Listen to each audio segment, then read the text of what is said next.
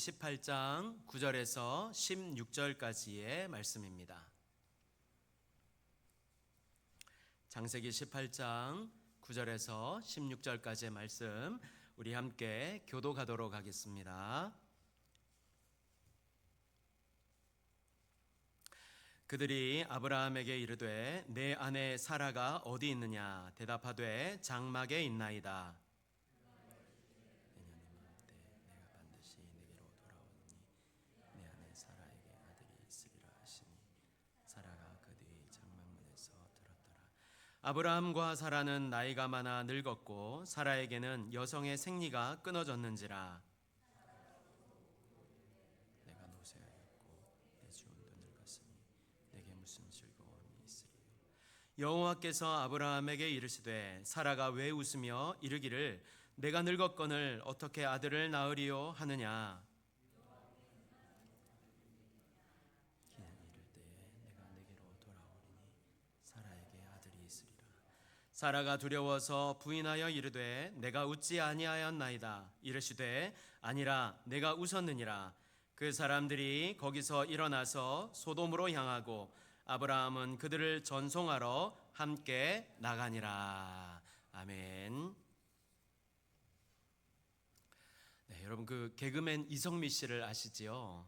아시다시피 이분은 참 이렇게 신앙이 좋은 분으로 이렇게 평판을 받고 있고 지금도 많은 주변의 그 연예인들을 전도하기 위해서 참 애쓰시는 분 중에 하나입니다. 근데 이분이 기도 수첩을 이렇게 하나를 가지고 계신다고 하는데 그 안에 200명의 사람이 들어있다고 합니다.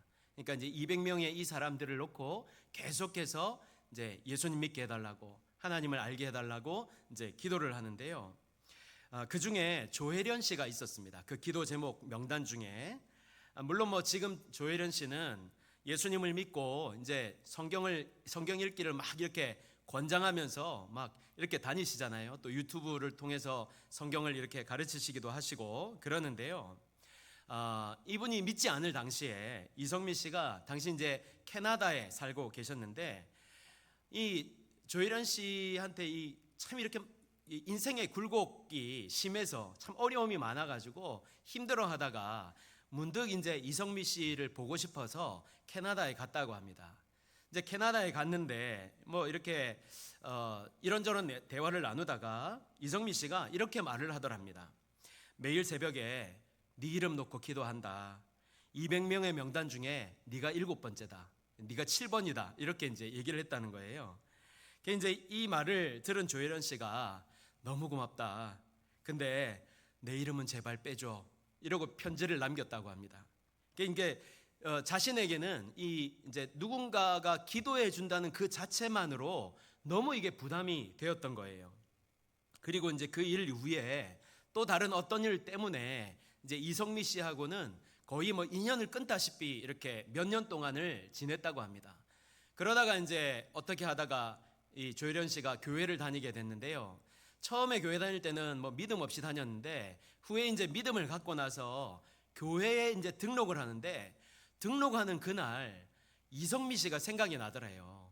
그래가지고 이 이성미 씨한테 이제 문자를 보냈답니다. 그러니까 수년 동안 이렇게 연락이 끊겨 있으니까 막 핸드폰 그 번호도 지울 정도로 그렇게 이제 아예 끊고 살았는데 그 번호가 기억이 나가지고 문자를 보냈다 합니다. 뭐라고 보냈냐면 나 오늘 등록했어. 이렇게 이제 보냈다는 거예요. 그랬더니 이제 이성미 씨가 답장을 하는데 주여 아멘 할렐루야 하나님이 살아계시는군요.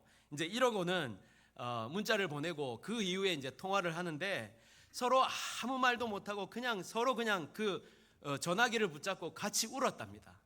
근데 울고 나서 이성미 씨가 이렇게 이제 말을 했다고 그래요. 나 기도하다가 네 이름 빼려고 했어. 빼려고 했는데 감사하게도 이제 예수님을 만나게 된 것이지요. 누가복음 18장에 보면요. 불의한 재판관의 이야기가 나옵니다. 1절을 보면 이렇게 시작을 하는데요. 예수께서 그들에게 항상 기도하고 낙심하지 말아야 할 것을 비유로 말씀하여. 그런데 사실 그러니까 기도하다가 낙심하지 말아야 된다는 사실을 우리는 너무나 잘 알지요.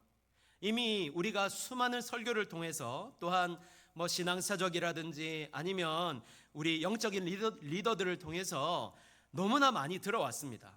낙심하면 안 된다고, 기도하다가 낙심하면 안 되고, 하나님 앞에 나아가다가 낙심하면 안 된다, 이 얘기를 너무나 많이 들었어요. 하지만 들었던 것과는 달리 우리는 또 너무 쉽게 포기를 하지요. 조금만 기도하다가 안 된다 싶으면 에이, 그냥 안 되는가 보다, 안 들으시는가 보다, 하나님은 다르게 응답하셨나 보다, 뭐 이러면서 근거 없는 지레짐작으로 기도하는 일을 이렇게 멈춥니다. 더구나 환경이라든지 뭐 상황이라든지 여건이 도무지 내가 기도하는 것과 같은 방향으로 흘러가지 않을 때, 정반대로 흘러갈 때 우리는 그만 손을 놓고 말지요. 거기서 그냥 스톱을 하게 됩니다.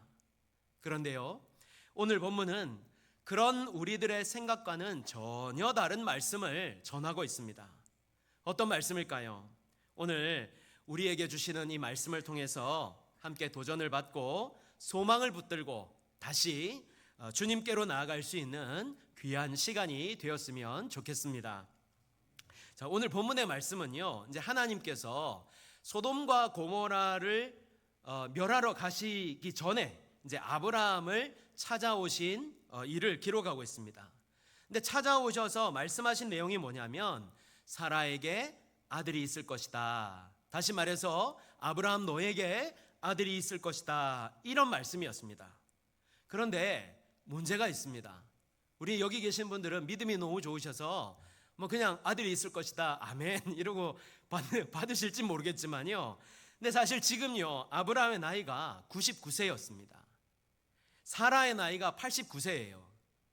여러분 90세에 많이 깎아가지고 70세에 아기를 낳는 사람을 보셨습니까? 만약 보셨다 하면 이제 설교가 꼬이기 시작하는데요, 못 보셨잖아요, 그죠? 일반적인 경우에는 이런 일은 불가능합니다.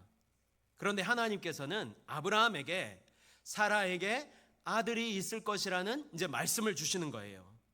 이 말씀을 사라가 장막문에서 들었는데 이때 사라가 어떻게 하지요? 속으로 웃었습니다. 우리는 어떻습니까? 우리도 웃겠지요. 그렇지 않습니까?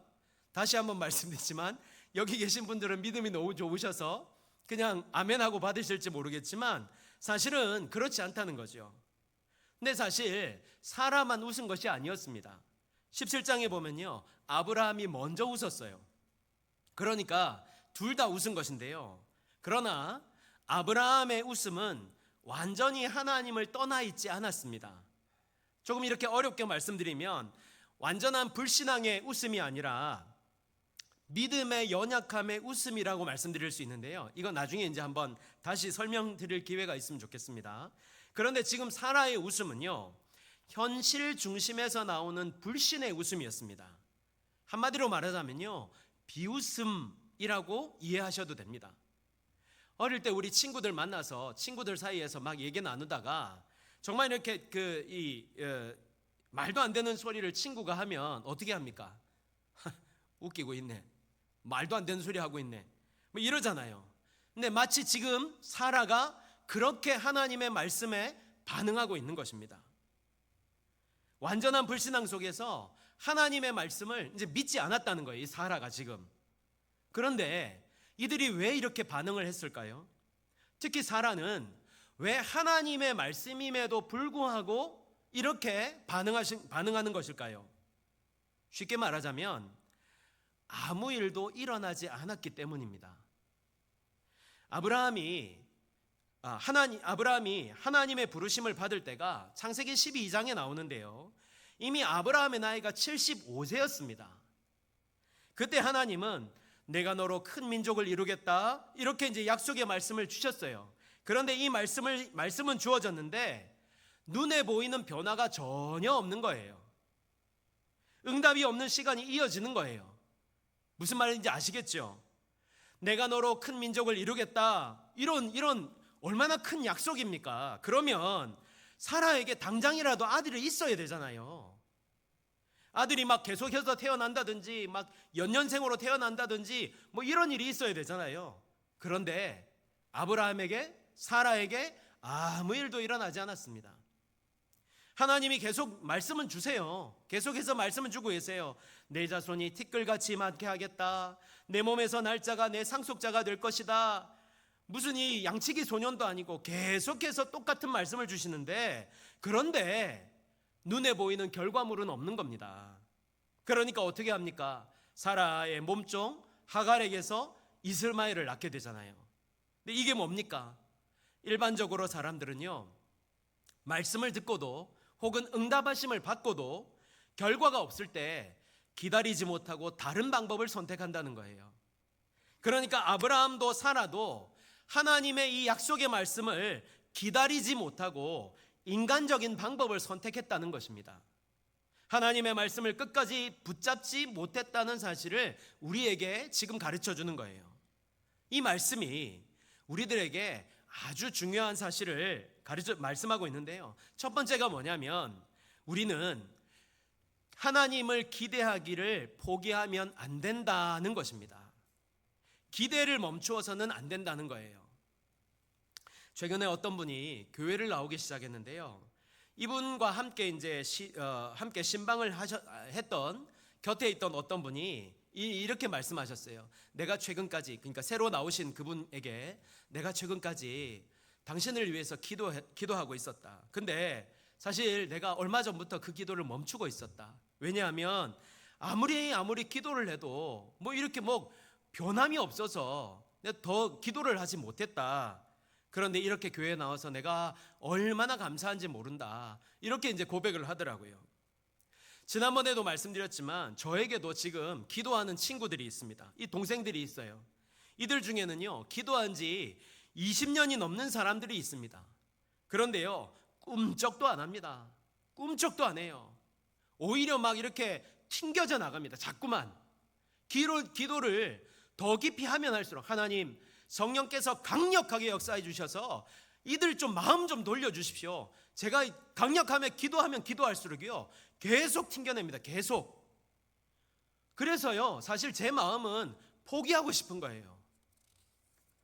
또 최근까지 기도하는 제목들 가운데 특별히 이 수요 기도회에 찬양팀이 좀 있어가지고 좀 우리가 저 같은 이런 목소리 말고 진짜 이렇게 좀 힘있게 좀 찬양하면서 또 기도에도 또 이렇게 같이 연주하고 찬양하면서 좀 찬양했으면 좋겠다. 이런 이렇게 기도 제목이 있었는데, 이렇게 기도하는 데가 오래되었음에도 불구하고 이렇게 찬양팀은커녕 그냥 이렇게 답답한 마음이 있는 거예요. 그런데 오늘 제가 이 말씀을 보면서요, 다시 도전을 받으려고 합니다. 다시 도전함을 갖기를 바랍니다. 여러분, 우리가 기도할 때요, 그때마다 척척 이루어지면 얼마나 좋겠습니까? 물론 그런 경우도 있지요. 그러나 대부분의 경우는요, 많은 시간을 요구합니다. 많은 인내를 요구하고요, 그 안에서 우리도 다루어집니다. 이때 우리가 기억해야 할 것은, 하나님은 결코 우리 기도를 땅에 떨어뜨리는 법이 없으시다는 사실입니다. 우리 기도를 다 들으시고 기억하셔서 마침내 하나님의 때에 반드시 이루시고 만다는 사실을 우리가 꼭 기억해야 되는 것입니다. 이때 중요한 것이 무엇일까요? 포기하지 않는 믿음 가운데 하나님의 말씀을 굳게 붙드는 것입니다. 약속하신 말씀은 하나님이 반드시 이루신다는 그 말씀을 붙들고 우리는 오늘도 주님 앞에 나아갈 수 있어야 하는 것입니다. 특별히 이렇게 기다림에 지쳐가는 우리들에게 이 말씀을 주세요. 14절입니다. 여호와께 능하지 못한 일이 있겠느냐? 기한이 이를 때에 내가 내게로 돌아오리니 사라에게 아들이 있으리라. 아멘. 사랑하는 여러분, 지금 여러분은 어떤 기도를 포기하려고 하고 계십니까? 여러분이 내려놓으려는 하나님을 향한 기대는 무엇입니까? 이 시간 하나님께서 여러분에게 도전하시는 이 말씀을 들으시길 바랍니다. 무엇 때문일까요? 하나님께는 능하지 못한 일이 없으시기 때문입니다. 그리고 기한이 이를 때에, 그 주님의 때에 하나님은 반드시 우리의 기도를 들어주시고 약속하신 말씀을 이루어 주실 것입니다. 이 말씀을 믿고 믿음으로 끝까지 인내하며 포기하지 말고 주님 앞에 나아가는 성도들이 되시기를 바랍니다. 그래서 주님의 때에 이루시는 주님의 손길을 경험하면서 주님께 영광을 돌리고 감사할 수 있는 성도들이 되시기를 예수님의 이름으로 축복합니다. 아멘. 두 번째는요, 우리의 기준을 바꾸어야 됩니다. 우리의 시각을 바꾸어야 됩니다. 제가 참 좋아하는 성경 인물 중에 갈렙이라는 사람이 있습니다. 이 사람은 한때 여호수아와 함께 믿음으로 가나안 땅을 바라보았고요. 그래서 여호수아와 함께 살아남아서 이제 드디어 가나안 땅에 들어가게 되었습니다. 근데 백성들 앞에서 가나안 땅을 이렇게 호평하고 나서는 성경상에서 갈렙이 얼마간 사라집니다. 그러다가 여호수아 14장에 등장해서 이 산지를 내게 주소서 이렇게 이제 기도를 하는데요. 이때 갈렙의 나이가 몇 살이냐면 85세였습니다.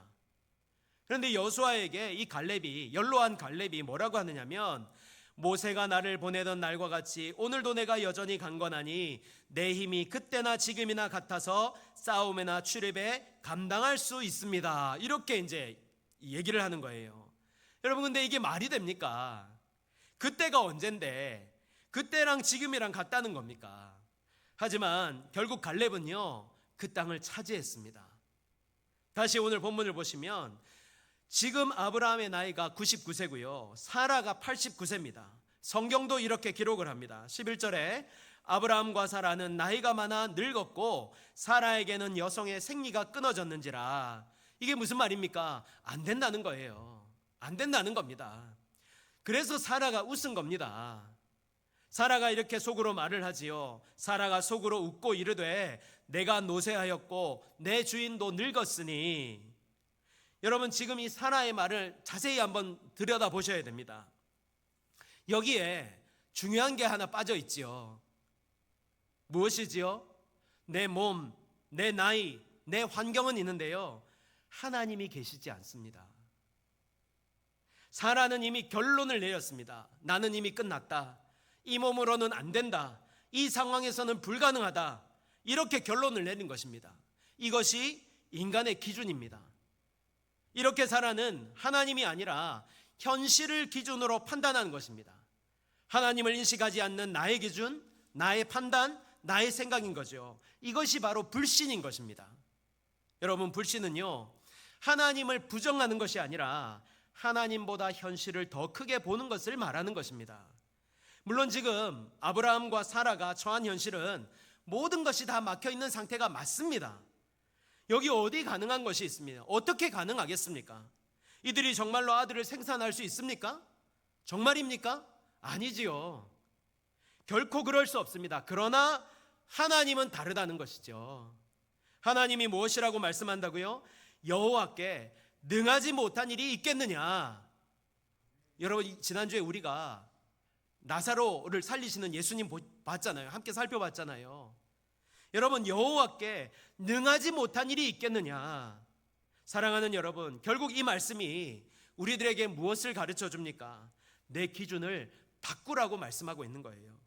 내 생각이 기준이고 내 상황이 기준이고 내 경험이 기준이었던 그 모든 것들을 다 내려놓고 하나님 기준으로 살아라. 이 말씀을 지금 주고 있는 겁니다. 이제는 내가 아니라, 내가 가진 그 무엇이 아니라 하나님 기준, 하나님 생각이 되어야 된다는 거예요. 똑같은 상황에서도요, 어떤 사람은 절망하고 어떤 사람은 소망을 가집니다. 왜 그럴까요? 기준이 다르기 때문인 거죠. 제가 김동호 목사님의 설교를 종종 듣는다고 말씀드렸는데요, 이 김동호 목사님이 암 선고를 받고 나서 정말 힘드셨답니다. 그렇지 않겠습니까, 여러분? 뭐 이게 암 선고받는 게 이게 뭐 그냥 보통 일입니까? 아니죠. 너무너무 힘드셨대요. 얼마나 앞이 kamkam한지. 그러다가 이제 수술을 이제 앞두고 있었는데요, 이게 불안하고 염려가 되고 막 견딜 수가 없는 거예요. 그런데 그때 찬송이 하나 생각이 났는데요. 이 찬송이 뭐냐면 어디든지 예수 나를 이끌면 이라는 찬양이었습니다. 어디든지 예수 나를 이끌면, 이렇게 시작되는 찬양. 어디든지 예수 함께 가려네. 예수 함께 아니 가면 낙없고 예수님과 동행하면 겁없네. 이 찬양을 하는데 목사님 마음에 이제 진짜 하나님 주시는 평안함이 막 이렇게 임하더라는 겁니다. 물론 제가 너무 쉽게 말씀드리는 것 같기는 합니다만, 그러나 우리는요, 우리 믿는 사람은 어떠한 환경, 어떠한 상황 속에서도 기준이 바로 설 수 있어야 됩니다. 그게 무엇이지요? 예수님이 우리 삶의 기준이 되셔야 된다는 것입니다.